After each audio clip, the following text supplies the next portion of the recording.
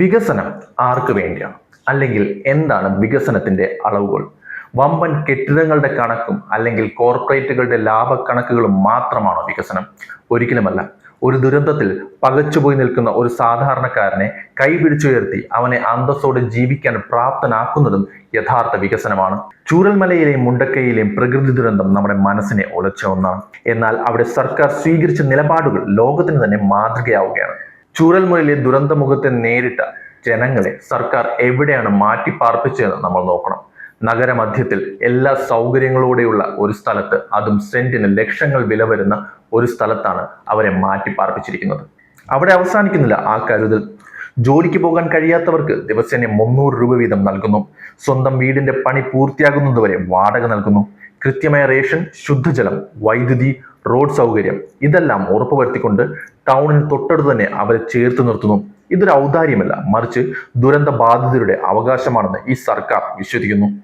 തങ്ങൾക്ക് ലഭിച്ച ഭൂമിയുടെ മൂല്യം എന്താണെന്ന് ആ ഗുണഭോക്താക്കൾ തന്നെ സാക്ഷ്യപ്പെടുത്തുന്നുണ്ട്.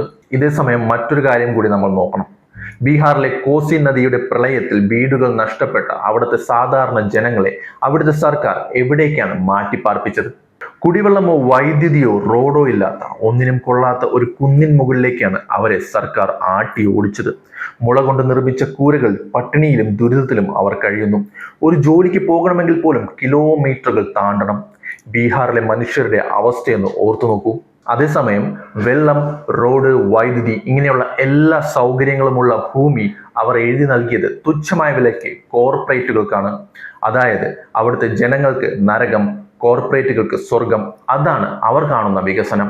ഇവിടെയാണ് കേരളം വേറിട്ട് നിൽക്കുന്നത്. വികസനം എന്ന് കോർപ്പറേറ്റുകൾക്ക് വേണ്ടിയുള്ളതല്ല, മറിച്ച് പാർശ്വവൽക്കരിക്കപ്പെട്ടവർക്കും ദുരിതബാധിതർക്കും വേണ്ടിയുള്ളതാണെന്ന് ഈ ഇടതുപക്ഷ സർക്കാർ തെളിയിക്കുന്നു. മനുഷ്യരുടെ അന്തസ്സിനാണ് ഇവിടെ വില കൽപ്പിക്കുന്നത്.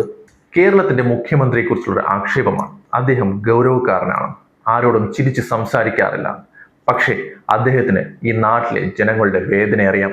അതിന് എന്ത് പരിഹാരമാണ് നൽകേണ്ടതെന്നറിയാം. എങ്ങനെ അവരെ കൈപിടിച്ച് ഉയർത്തണമെന്നും അറിയാം. അതിന്റെ ഏറ്റവും വലിയ ഉദാഹരണമാണ് ഇപ്പോൾ വയനാട്ടിൽ ഉണ്ടാക്കുന്ന ഈ ടൗൺഷിപ്പ്.